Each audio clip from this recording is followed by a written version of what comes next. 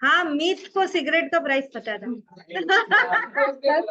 10 रुपए आया था उसका, मीत का आवाज आया था। चलो भाई, चैप्टर नंबर 8 ऑफ इकोनॉमिक्स 8.1 अपन ने किया। अब अपन नेक्स्ट सेट कर रहे हैं। पॉइंट नंबर 25 लास्ट वीडियो तक किया था। Point number 26 Keynes. कीन्स, ठीक है, कीन्स का स्टार्ट कर रहे हैं, जो कि प्रिकॉशनरी मोटिव है। We already did transaction motive, अब हम क्या पढ़ रहे हैं? Precautionary motive. प्रिकॉशनरी मोटिव अपने आप को बचाने के लिए, हेज मतलब प्रोटेक्शन, हेज अगेंस्ट अनसर्टेनिटी। तो प्रिकॉशनरी मोटिव कहां सेलेक्ट करना है? जब पहली बात तो या तो है ना, क्वेश्चन में कुछ ऐसा होगा ना, हेज अगेंस्ट अनसर्टेनिटी, तो आंसर क्या होगा? Precautionary motive. और दिया किसने? कीन्स ने, ठीक है। If you have understood and learn till here, type precaution. ठीक है, तो इतना व्हाट्सएप पे टाइप करेगा तो पता चलेगा मुझे पढ़ा है तूने। The amount of money demanded under precautionary motive depends on income. कितना पैसा साइड में रखूं?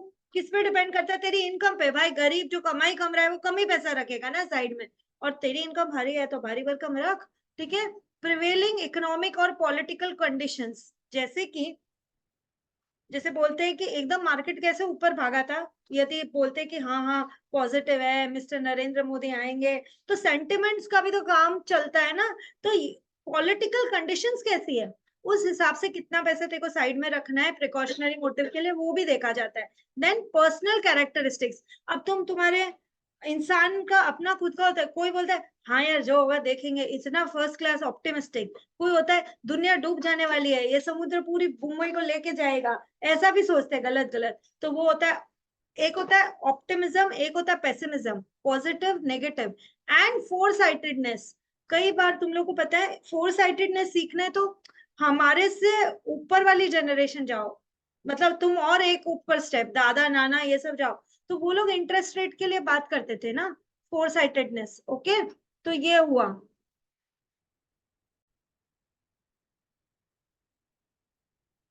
ठीक है। तो अभी कीन्स का पहला मोटिव अपन ने पढ़ा ट्रांजैक्शन मोटिव, दूसरा अपन पढ़े प्रिकॉशनरी मोटिव। प्रिकॉशनरी मोटिव में भी the amount of money depends under precautionary motive on three things. आपकी इनकम कितनी है, पॉलिटिकल कंडीशंस या प्रिवेलिंग इकोनॉमिक कंडीशंस कैसी है, एंड आपकी पर्सनल कैरेक्टरिस्टिक्स कैसी है, आप ऑप्टिमिस्टिक हो, पेसिमिस्टिक हो, कितनी फोर साइटेडनेस रख रहे हो। ज्यादा रखोगे तो ऑब्वियसली कुछ पार्ट तो सेव करोगे ही करोगे, ठीक है। Next, it is also not very sensitive to rate of interest. याद रखो, कीन्स ने बोला है कि जो पैसा हम साइड में रखते हैं ना, वो ज्यादा नहीं सोचते हम रेट ऑफ इंटरेस्ट के बारे में। यदि सोचेगा तू रेट ऑफ इंटरेस्ट के बारे में, तो हर जो पैसा घर की अलमारी में पड़ा होगा सोचेगा बैंक में रख, इंटरेस्ट तो मिलेगा। बट कीन्स अपनी थ्योरी क्या बना के सोच के बना रहे, not very sensitive to rate of interest. तो ये बात याद रखनी, ये आ सकता है कि कौन सा इकोनॉमिस्ट था जिसने अपनी थ्योरी बनाते वक्त ही was not very sensitive to rate of interest. Answer क्या है? कीन्स। देन अभी प्रिकॉशनरी मोटिव क्या, अभी C part, the speculative demand for money. People desire to hold cash to exploit any attractive investment opportunity. मैं example देके समझाती हूँ। कई लोग बोल रहे थे नरेंद्र मोदी की सरकार आएगी, कई बोल रहे थे नहीं आई तो मार्केट सीधा गिरेगा। तो जो ये सोच रहा था कि नरेंद्र मोदी की सरकार शायद फुल बहुमत में नहीं आए, उसने अपने शेयर प्राइस बेचे कि वो लोग नहीं आए, वो नहीं आएगा तो मार्केट गिरेगा, नेगेटिव सेंटिमेंट, मार्केट गिरेगा, पहले ही अपने शेयर बेच लो, कैश पे बैठ जा। जब अपॉर्चुनिटी मिलेगी, मार्केट एकदम से 2-3 हजार पॉइंट डाउन होगा, अपॉर्चुनिटी मिलेगी, उस समय शेयर खरीदूंगा। तो यदि मुझे आसपास अभी कोई अपॉर्चुनिटी नहीं दिख रही है जिसमें मैं इन्वेस्ट कर सकूं, तो I will prefer sitting on cash, कि जैसे अपॉर्चुनिटी आई पैसा उधर डाल दिया, लेकिन उसके लिए उस समय मेरे पास कैश तो होना चाहिए कि नहीं। तो क्या बोलते हैं यहाँ, people desire to hold cash, cash पे बैठ, to exploit any attractive investment opportunity, जब आएगी तो पैसा उधर डाल दूंगा। तो ये बात कीन्स ने बोली कि स्पेकुलेटिव मोटिव में कैश, कैश रखी थी, तेरे को कोई इन्वेस्टमेंट अपॉर्चुनिटी नहीं दिख रही है, जैसे ही दिखी डालेगा उधर पैसा। Next, Keynes assumed that expected returns on bonds are of two types, namely the interest payment, the expected rate of capital gain. देख, आप लोन लेते हो, कंपनी जब लोन लेती है ना तो एक आपको डॉक्यूमेंट इशू करती है, ये कमिट करते हुए कि हाँ भाई आपने कंपनी को लोन दिया है। तो लोन जो सिंपल भाषा में अपन बोलते हैं, कंपनी लोन ले ले तो उसको बोलते हैं डिबेंचर, ठीक है।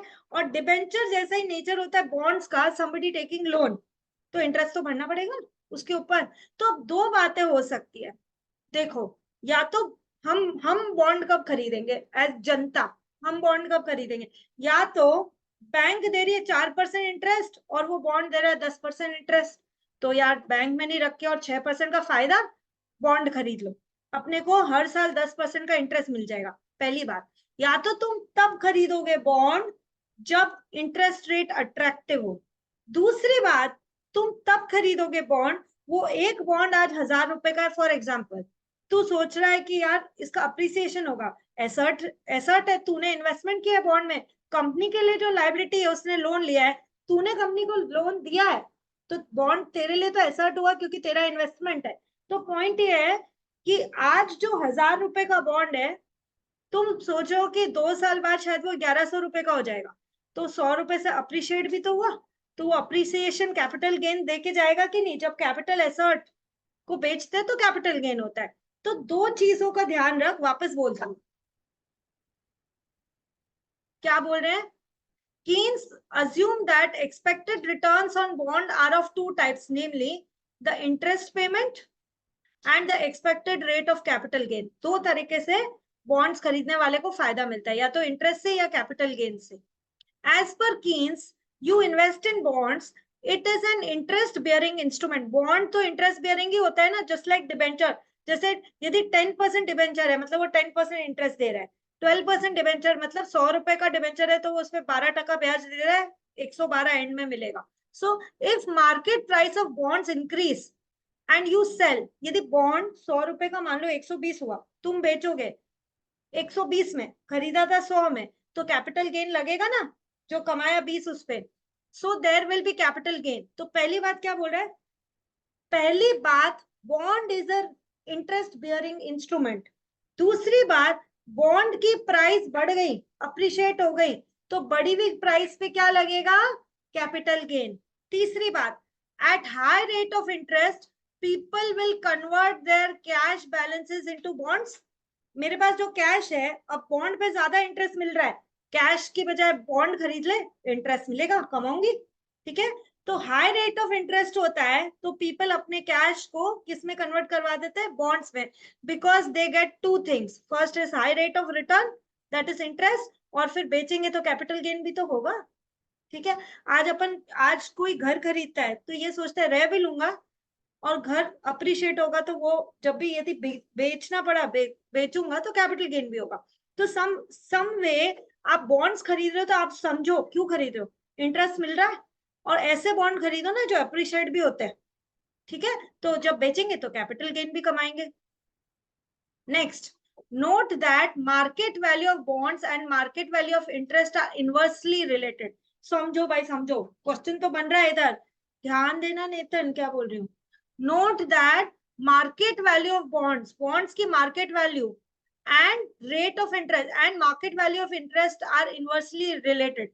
दोनों चीज नहीं, यदि इंटरेस्ट मिल रहा है हाई पे, हाई रेट ऑफ इंटरेस्ट यदि आपको मिल रहा है तो क्या होगा, यदि इंटरेस्ट हाई मिल रहा है तो वहां से कमाई होगी, या तो वो कमाई का जरिया होगा, या बॉन्ड्स बेचने के बाद वो जो बॉन्ड्स का जो कैपिटल अप्रिसिएशन है वो ज्यादा होगा।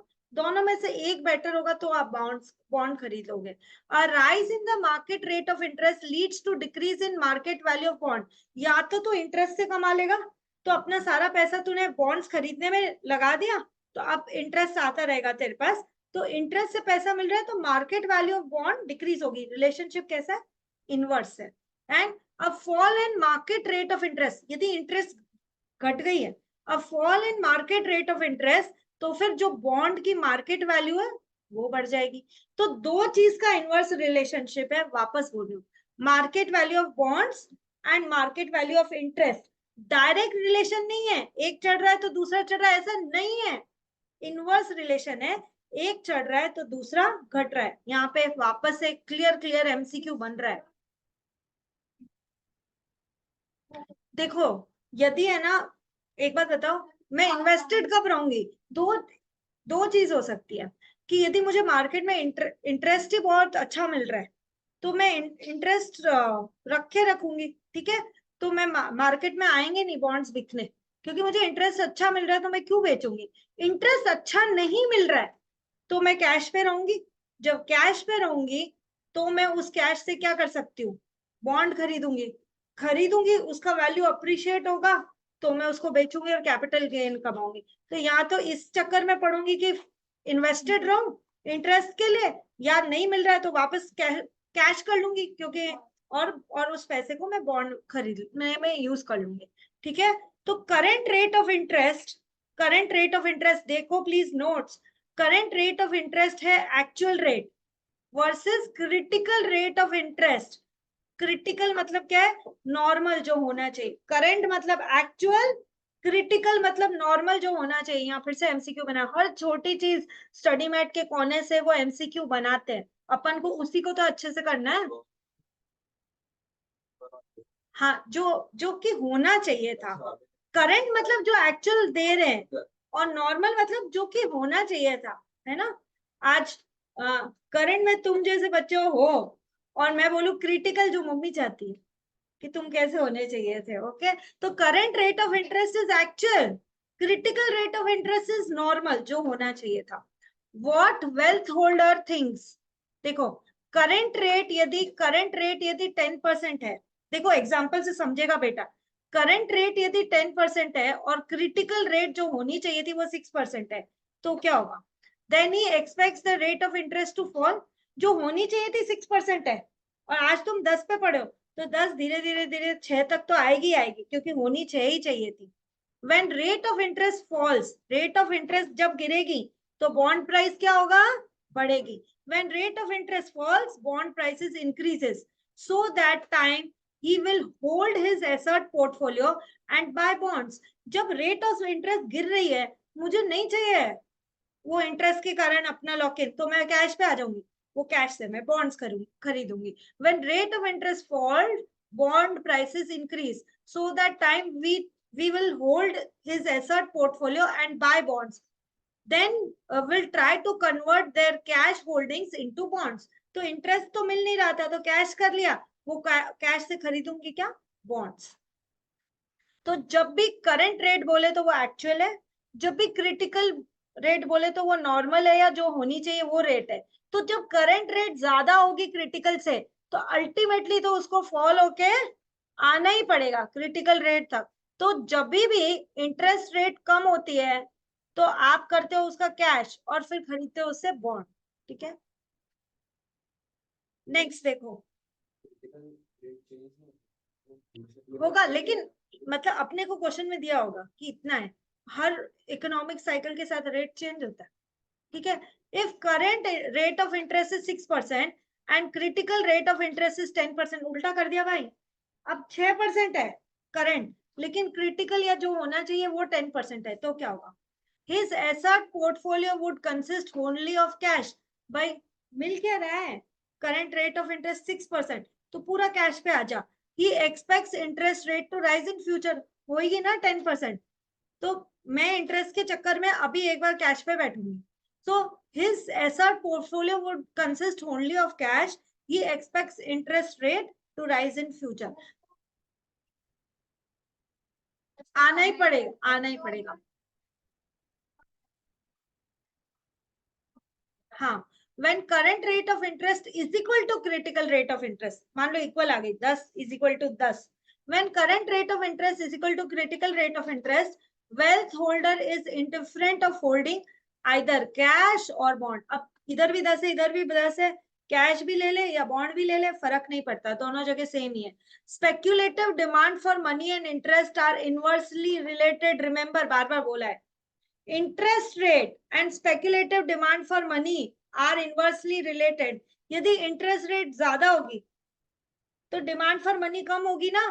क्या करूं? मनी रखे बैंक में रख, पैसा इंटरेस्ट मिलेगा, ठीक है। तो वापस से एक बार कर लो, speculative demand for money and interest rate are inversely related. भाई इसका एमसीक्यू कैसे बना सकते हैं? इट इज इनवर्सली रिलेटेड, ठीक है, it is positively related, it is not related, और चौथा कुछ और डाल दे। तो अपन ने यदि ये पढ़ा है तो अपन पकड़ लेंगे इसको। नेक्स्ट पॉइंट आप ध्यान दे, समझेगा कैसे? Individual speculative demand for money. तू देख एक्स एक्सिस पे क्या डाला है इसने, speculative demand for money x axis पे डाला है, और इंटरेस्ट रेट को इसने डाला है वाई एक्सिस पे, ठीक है। करंट रेट ऑफ इंटरेस्ट है R N, current rate of interest R N है, दिख रहा है ऊपर R N, current rate of interest, ठीक है। क्रिटिकल रेट ऑफ इंटरेस्ट नीचे उससे R C, critical rate of interest. When Rn is greater than Rc, wealth is held in government bonds. जब भी करंट रेट ऑफ इंटरेस्ट ज्यादा होगी critical rate of interest से, तो क्या होगा? वेल्थ को किसमें होल्ड करके रखेगा? गवर्नमेंट बॉन्ड से। अब next, cash is held rather than bonds because when current rate is less than critical rate, जब करंट रेट कम है क्रिटिकल रेट से तो क्या होगा? करंट रेट कम है तो भाई ज्यादा इंटरेस्ट मिल रहा है? नहीं मिल रहा, तो loss of interest foregone is small. तो वैसे भी यदि मैं बैंक में पैसा रखूंगा तो मुझे इंटरेस्ट बहुत कम मिलने वाला है, छोड़ना वो इंटरेस्ट भी छोड़ दे। तो loss of interest foregone is small, they can avoid capital loss, बिक जाएगा तो कैपिटल लॉस होगा, कम से कम उससे तो बच। बॉन्ड्स बिके तो सस्ते में बिक जाएंगे, उससे अच्छा पैसा कैश में ही रख लो, है ना। सस्ते में बेचने से अच्छा कैश में रख, जब नेक्स्ट अपॉर्चुनिटी आएगी तब खरीदेंगे। They can later buy bonds at lower price. Next, when rate of interest is high, low speculative demand for money. है ही नहीं ना भाई, मुझे तो इंटरेस्ट का पैसा कमाना है, तो जब rate of interest is high होता है तो डिमांड फॉर मनी जो कि स्पेकुलेशन में यूज करना है वो कम हो जाएगा। When rate of interest is low, जब बैंक की पैसा नहीं दे रही है इंटरेस्ट का, तब मैं सोचूंगी अब मैं कहाँ पैसा लगाऊं। उस समय ज्यादा दिमाग चलता है स्पेकुलेशन में, क्योंकि बैंक कई बार ऐसा होता है पता है, इन्फ्लेशन रेट 4%, बैंक दे रही है इंटरेस्ट 3%, अरे भाई ये तो मेरा पैसा बढ़ने की बजाय घट रहा है, ठीक है। So when rate of interest is low, high speculative demand for money, जब बैंक इंटरेस्ट मिल ही नहीं रहा है तो मैं वहां से भी जो थोड़ा मिल रहा है उसको भी छोड़ के दिमाग लगाऊंगी कहाँ मैं अपना पैसा बढ़ा सकती हूँ। So high speculative demand for money. There is inverse relationship between current rate of interest and speculative demand for money. पक्का क्वेश्चन बनता है, डाला है बॉक्स में। रिलेशनशिप इनवर्स है या इनडायरेक्ट है? रेट ऑफ इंटरेस्ट जो कि करंट रेट ऑफ इंटरेस्ट है and speculative demand for money. यदि current rate of interest low है तो speculative demand for money high हो जाएगा, यदि current rate of interest high है तो speculative demand for money low हो जाएगा। इसमें एमसीक्यू में फंसना मत भाई। Next, aggregate speculative demand for money. देख एक्स एक्सिस पे क्या डाला है? Speculative demand for money. Y axis पे क्या डाला है? Interest rate. अब देख जो गैप दिख रहा है ना, देख ऐसे ऐसे ऐसे से नीचे गिरा और फिर लाइन फ्लैट हो गई, दिखा? नीचे ऐसे से गिर के लाइन फ्लैट हो गई। तुमको दिख रहा है ये लिक्विडिटी ट्रैप का area? Liquidity trap when eight and curve तो हो गया एकदम flat, curve becomes flat, at the end slope is zero. जब गिरे तो स्लोप है, जब ऐसी लाइन आ जाए तो स्लोप जीरो है। अब पता ही नहीं चल रहा है क्या करना। अब यहाँ लिक्विडिटी ट्रैप, जब तुम्हारा स्लोप खत्म होके जो कर्व है वो स्लोप जीरो हो गई पूरी की पूरी, यहाँ तुम फंसो, तुमको नहीं पता होता है क्या करना है। लिक्विडिटी ट्रैप समझा रही हूँ, मतलब extreme effect of monetary policy हो जाता है ना, उसको लिक्विडिटी ट्रैप बोलते हैं, अभी बता रही हूँ। लिक्विडिटी ट्रैप पॉइंट नंबर 8 का दूसरा नाम ineffective monetary policy. Liquidity trap is extreme effect of monetary policy. What is expansionary monetary policy? To increase money supply in economy, RBI buys government securities to stimulate economic growth. सुनो, मैं government, तुम सब बच्चे जनता, ठीक है, मैं चाहती हूं तुम लोग है ना डर रहे हो, अभी बिजनेस नहीं कर रहे हो, ठीक है, तो मैं क्या बोलूंगी, तुम्हारे कुछ बॉन्ड्स मैं खरीद लेती हूँ, मतलब जो तुम्हारे पास पड़े वो मैं खरीद लेती हूँ, तो जनता में पैसा आ जाएगा, उस पैसे से कुछ तो करोगे तुम, फैक्ट्री डालोगे, आउटपुट करोगे, प्रोडक्शन करोगे। तो पॉइंट यहाँ पे क्या है, what is expansionary monetary policy, to increase money supply in the economy. तुम हो ना लोग जो प्रोडक्शन करने वाले हो, तुम्हारे पास मनी सप्लाई इंक्रीज करना था, मैं RBI, reserve bank of India, government नहीं, reserve bank of India, RBI buys government security, मैं खरीद रही हूँ गवर्नमेंट सिक्योरिटी, तो मुझे मिल रही है सिक्योरिटी, जनता को मिल रहा है पैसा, वो पैसे से वो करेगी प्रोडक्शन, और क्या होगा, इकोनॉमिक ग्रोथ हो जाएगा। ठीक है, बिना प्रोडक्शन के न तो जीडीपी बढ़ता, न लिविंग स्टैंडर्ड बढ़ता, न बोलते हैं कि लोगों की इनकम बढ़ती, न आउटपुट या प्रोडक्शन बढ़ता। तो वो सब बढ़ाना है तो तुम्हारे पास पैसा तो छोड़ना पड़ेगा, तब तुम उससे बिजनेस करोगे ना। तो वापस से एक बार, इकोनॉमिक ग्रोथ को स्टिमुलेट करने के लिए आरबीआई बाइज गवर्नमेंट सिक्योरिटी, खुद के पास सिक्योरिटी और लोगों के पास पैसा। In liquidity trap the monetary policy is powerless ना, ट्राई किया था बट मॉनेटरी पॉलिसी हो गई powerless to affect the interest rate. In Japan currently 10-year yield, ये मैं नहीं बोल रही हूँ, तुम्हारे स्टडी मैट में लिखा है, in Japan currently 10-year yield bond gives only 0.2% interest per annum। Upon India में गाली देते हैं क्या 4% इंटरेस्ट दे रहा है, देख Japan 0.2% interest per annum। as too low interest, people do not want to hold bonds। क्या करेंगे इस इंटरेस्ट में लेके, पैसा करेंगे क्या वो, hold bonds and hold only cash. इससे अच्छा तो 0.2% इंटरेस्ट भी जाने दे, कैश में कम से कम मेरा पैसा मेरे हाथ में तो है। ठीक है, that is speculative demand becomes dash to interest rate. Respond ही नहीं कर रही, speculative demand becomes perfectly inelastic to interest rate. 0.2% पे कौन रिस्पॉन्ड करेगा उस इंटरेस्ट को, कौन टेम्प्ट होगा जाके पैसा उनके पास रखने के लिए बैंकों में, करेंगे ही नहीं। तो परफेक्टली इलास्टिक का मतलब क्या है, perfectly elastic is a horizontal line, दिख रहा है, horizontal line parallel to X axis, जिसका कि साइन है इंफिनिटी। इसका मतलब क्या है, रिस्पॉन्ड ही नहीं करती चेंज को इंटरेस्ट रेट के। इतना कम इंटरेस्ट रेट है, मेरे को ना बैंक में पैसा रखना है, कोई मतलब नहीं, मैं कैश पे ही आ जाती। ठीक है, तो जब टू लो इंटरेस्ट रेट, भाई एग्जाम में पूछ सकते हैं कौन सी कंट्री में ऐसा हुआ था, जापान में ऐसा हुआ था।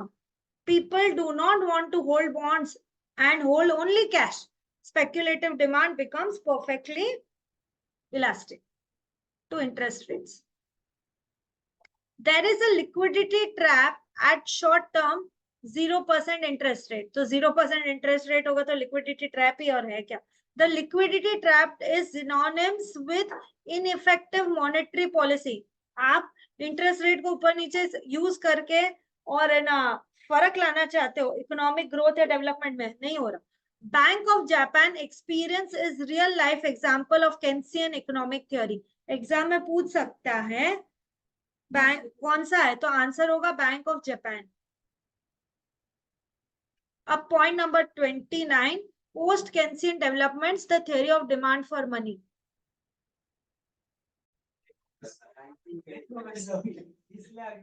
Point number 29, post Keynesian developments, post Keynesian developments in the theory of demand for money.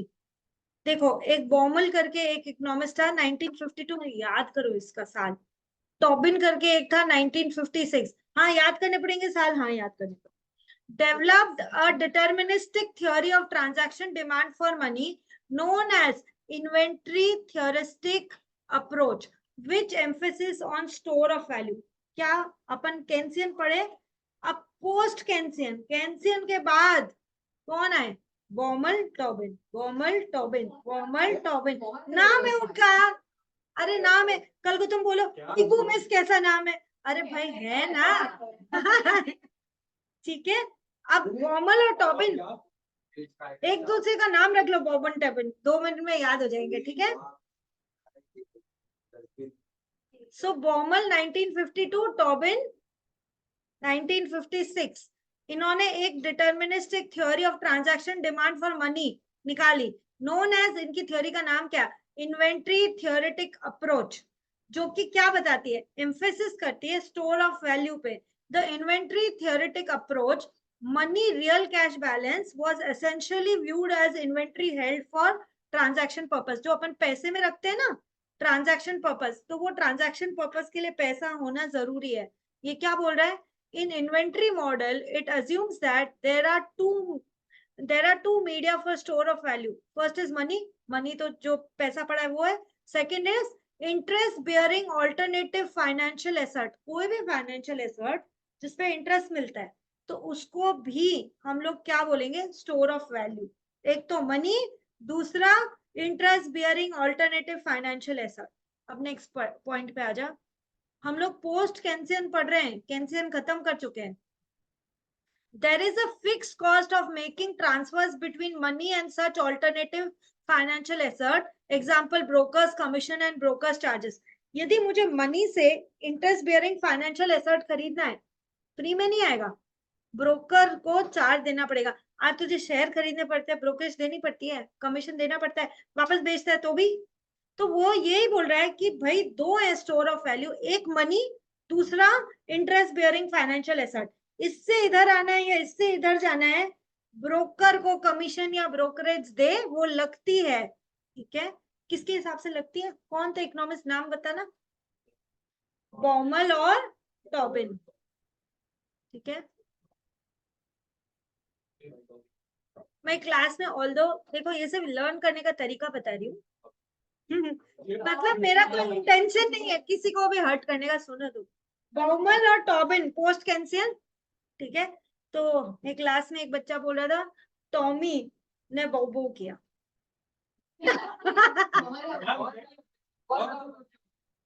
Tommy Tommy Tobin Baumol बोबो पोस्ट कैंसियन. हाँ भाई आएगा आएगा, बताती हूँ, पास हुए तो पक्का बताती हूँ. ठीक है, तो बॉमल टॉबिन, टॉबी बोबो,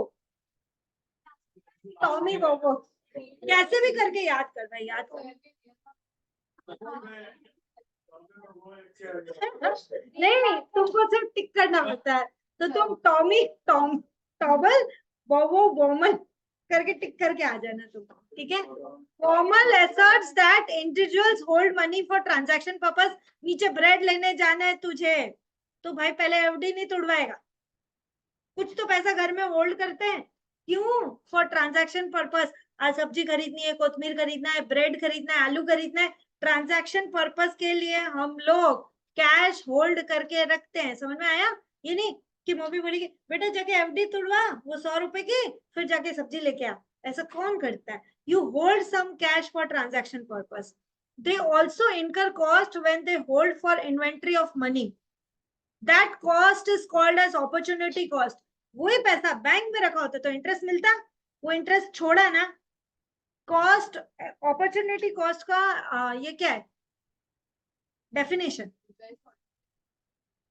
तो जो बेस्ट था वो चूज किया और सेकंड बेस्ट छोड़ा ना, तो इंटरेस्ट छोड़ा ना, क्योंकि मुझे ये ट्रांजैक्शन करना था.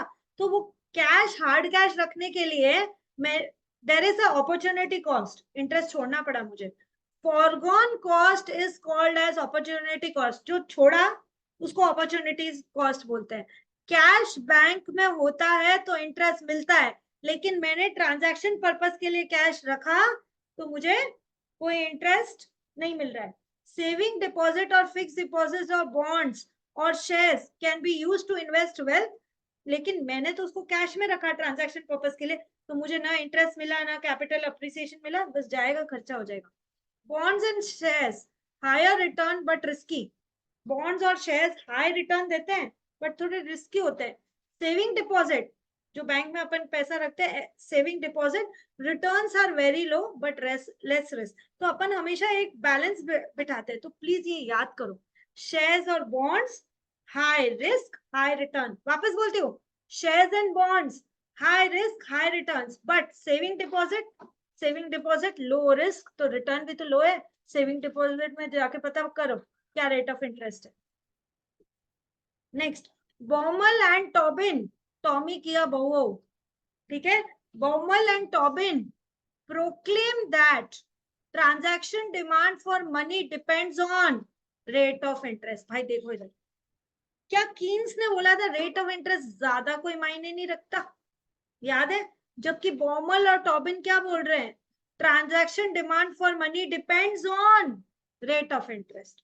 Baumol has proved that the average amount of cash withdrawal which minimizes cost is given by, एक फॉर्मूला बोला है एमसीक्यू के लिए, बॉमल बोल रहा है C इज इक्वल टू, ये क्या लिखा है, root two B Y upon R, या C is equal to root two B Y, ऐसे भी लिख सकता है ऐसे भी लिख सकता है। मैंने दोनों तरीके से इसलिए लिख के दिया, कैसे भी तेरे बुक में ऐसा भी छपा हुआ है ऐसा भी देख ले। C मतलब क्या है, कैश विड्रॉल, कितना पैसा निकाला। फी मतलब क्या है, ब्रोकर्स का फी। उन्होंने तो बोला है ना कि भाई कैश से दूसरे में आने में, दूसरे से कैश में आने के ब्रोकर या कमीशन लग रहा है, तो ब्रोकर्स फी। वाई मतलब इंडिविजुअल्स इनकम, आर मतलब रेट ऑफ इंटरेस्ट। ठीक है, तो भाई ये याद करो, सी मतलब क्या, बी मतलब क्या, वाई मतलब क्या। वाई तो इनकम होता है, याद है कि नहीं याद है, एंड आर क्या, रेट ऑफ इंटरेस्ट, और उसका ये फॉर्मूला है the square root of 2 times brokers fee, 2by लिखा है ना, the square root of 2 times brokers fee multiplied by the size of individual income and divided by r, that is interest rate, this is also called as square root rule। क्या पढ़ रहे हो जरा बताना, ये क्या पढ़ रहे हो तुम? हाँ, फॉर्मूला क्या है बोलो तो। C is equal to root 2by upon r। भाई B क्या है, ब्रोकर्स फी, याद करना ब्रोकर्स फी। वाई क्या है, वाई तो इनकम ही है, कभी इंडिविजुअल की बताते कभी नेशनल की, जैसा इकोनॉमिक्स उस हिसाब से याद कर, बट वाई इनकम है। आर मतलब क्या, और इसी को वर्ड्स में लिख दिया, यदि ऐसा पूरा छाप दिया कि square root of 2 times brokers fee multiplied by size of individual's income and divided by interest root, also known as square root rule, was found by Baumol and Tobin। Baumol and Tobin।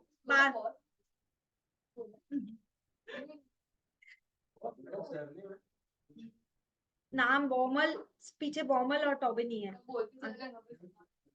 सुनो ना, अरे भाई रुक जा भाई, अरे नीव की आवाज रिकॉर्ड हो गई है।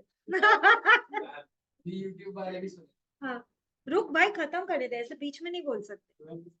This approach also suggests that demand for money and bonds depends on cost of making transfer between the two।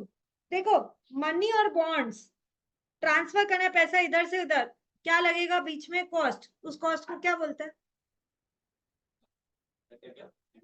The approach also suggest that cost of transfer, कि मनी से बॉन्ड्स या बॉन्ड से money, तो भाई वो cost of transfer क्या, brokerage commission देना पड़ेगा, उसके बाद वो पैसे में चेंज होगा। ठीक है, as per investment approach if broker fee increase, सुनो यार प्लीज ध्यान से सुनो, बाद में ये समझ नहीं आएगा, थोड़ा सा क्रिटिकल है ना।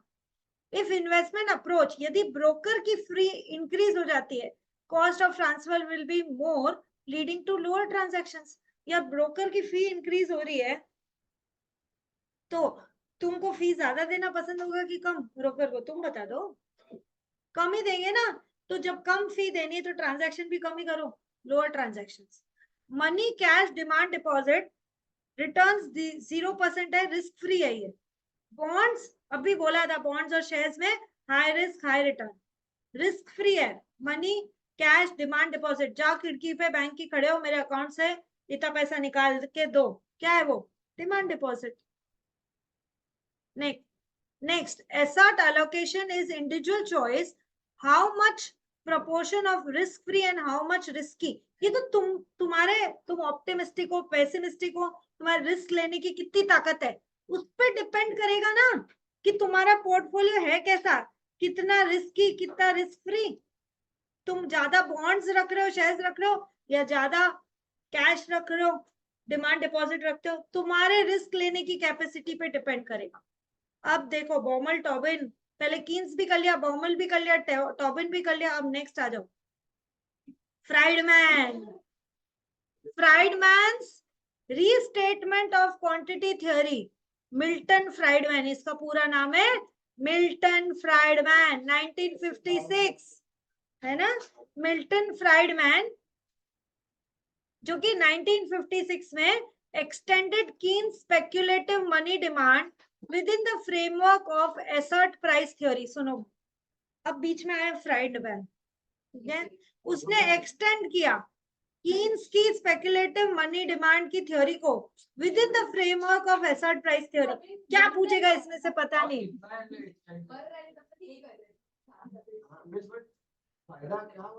नहीं भाई, नहीं भाई, ये एक्चुअल में कोई इकोनॉमिक्स में स्पेशलाइजेशन करेगा ना, इससे एक्चुअल में पता चलता है कि भाई कितना इकोनॉमी में पैसा फ्लो होना चाहिए, कितना। आज आरबीआई पॉलिसीज बनाती है बहुत सारी, ढंग की पॉलिसी नहीं बने तो भाई कई देश हैं जो लूट चुके हैं। वो है, फर्क है, लेकिन अभी इस चैप्टर में किसने क्या बोला होता है तो ध्यान रख, कहीं ना कहीं दिमाग का तो पावर दिख ही रहा है ना, कितना याद रिटेन कर सकता है। Demand for money is affected by the same factors as demand for any other asset, namely permanent income first, relative returns on asset which incompete as per Friedman, permanent income is wealth। भाई याद कर, Friedman ने क्या बोला, permanent income क्या है, wealth है, wealth है, वेल्थ है। Friedman maintains that it is permanent income not current income as in Keynesian theory. अच्छा चलो एक बात बोलते हैं, मिल्टन फ्राइडमैन, ध्यान करो, मिल्टन फ्राइडमैन 1956 में आया, मतलब 1956 उसका ईयर है, एक्सटेंड क्या किया, Keynes speculative money demand with in the framework of एसर्ट price theory. पहली बात, ठीक है, वो क्या बोल रहा है, परमानेंट इनकम जो कि क्या है, वेल्थ है, वेल्थ है, वेल्थ है, परमानेंट इनकम जो कि वेल्थ है, वो इफेक्ट करता है डिमांड ऑफ एसर्ट को। रिलेटिव रिटर्न्स ऑन एसर्ट, ठीक है, परमानेंट इनकम वेल्थ है, Friedman maintains that it is permanent income not current income as in Keynesian theory. तो एक और बात इससे लर्न करने को क्या हुई, केंसियन थ्योरी में करंट इनकम की बात कर रहे थे, एंड सर मिल्टन फ्राइडमैन आके क्या बोले, permanent income that is wealth, उसकी बात करो, करंट इनकम की बात मत करो।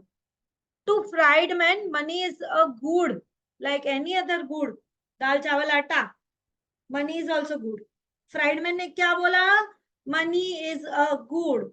As per Friedman there are 4 determinants of money, जहां तेरा खुद का दिमाग अभी तक चल जाना चाहिए, 4 आते ही एमसीक्यू बन रहा है इधर। फ्राइडमैन साहब बोलते हैं कि there are 4 determinants of money.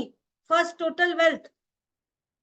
Second, demand for money is directly related to price levels.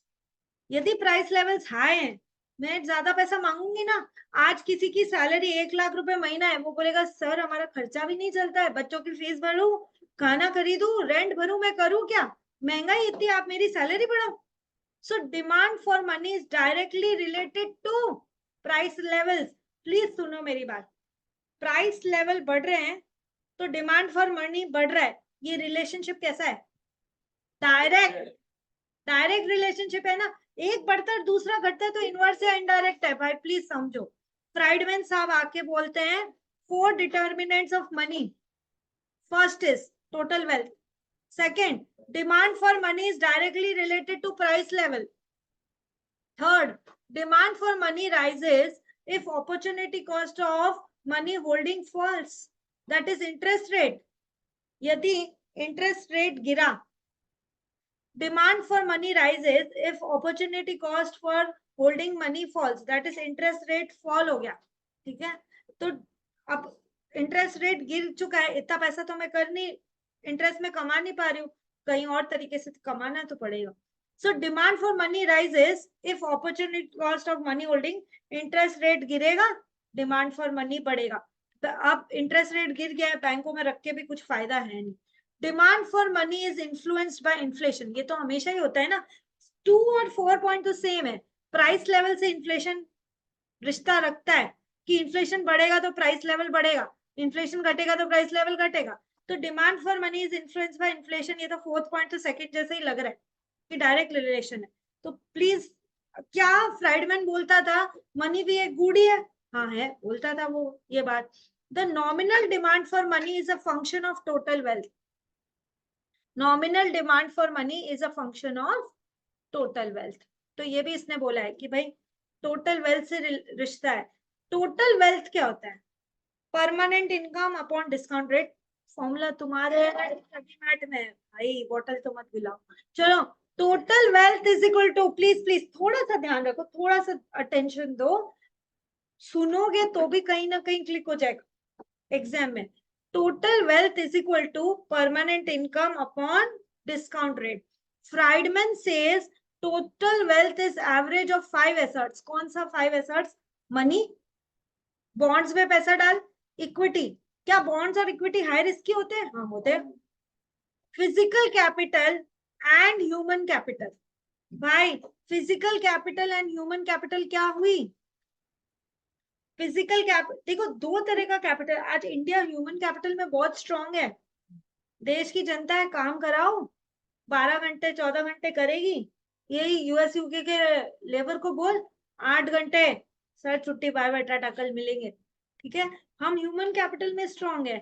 और कोई कैपिटल जैसे एसेट्स बना, कैपिटल मतलब सिर्फ पैसा इन्वेस्टेड इन योर बिजनेस नहीं है, बड़ी बड़ी मशीन्स, टेक्नोलॉजी, टूल्स, ये भी तो कैपिटल है। इक्विपमेंट्स, नई टेक्नोलॉजी, सब कैपिटल है। तो भाई फ्राइडमैन क्या बोलता है? 5 एसेट। कौन से? पहला money, bonds, equity, physical capital, human capital. बन गया एमसीक्यू। फ्राइडमैन 5 एसेट के बारे में बोल रहा है, उसका average money, bonds, equity, physical capital, human capital. उसके बाद नेक्स्ट क्या बोल रहा है? As per Friedman measure of wealth, as per Friedman measure of wealth is equal to present value of all future incomes। PV, present value को PV बोलते हैं। आगे तुम सम्स करोगे सीए में, अभी फाउंडेशन में नहीं, आगे। पीवी मतलब present value of all future incomes is major of wealth. Present value of all future incomes is major of wealth. Next, Tobin आया। टॉबिन का कोई नाम पूछ रहा था, James Tobin, an American economist. तुमको पता है वो ऐसे सेम सेम। भाई वर्ल्ड इकोनॉमी पढ़ रहे हो आप? ऐसे तो तुम बोलो आर्यभट्टा ने 0 बनाया, कोई नहीं पढ़ेगा, इंडिया ने बनाया था। ऐसे होता है क्या भाई? पूरी देश पढ़ रहा है, पूरा वर्ल्ड 0 पढ़ रहा है। अभी सुनो, जेम्स टॉबिन, याद रखो अमेरिकन इकोनॉमिस्ट है। फ्रेंच या कोई कंट्री का छाप दिया तो मान के मत आना। अमेरिकन इकोनॉमिस्ट जेम्स टॉबिन, ये भी याद रखना पड़ेगा। कुछ भी छापेगा, ग्रीक छापेगा, फ्रेंच छापेगा, अरे नहीं मानना।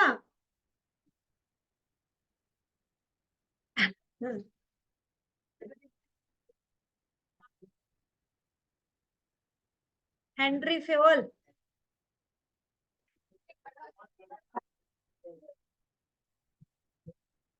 जेम्स, प्लीज प्लीज मत कर। जेम्स टॉबिन, सुनो, जेम्स टॉबिन अमेरिकन इकोनॉमिस्ट था।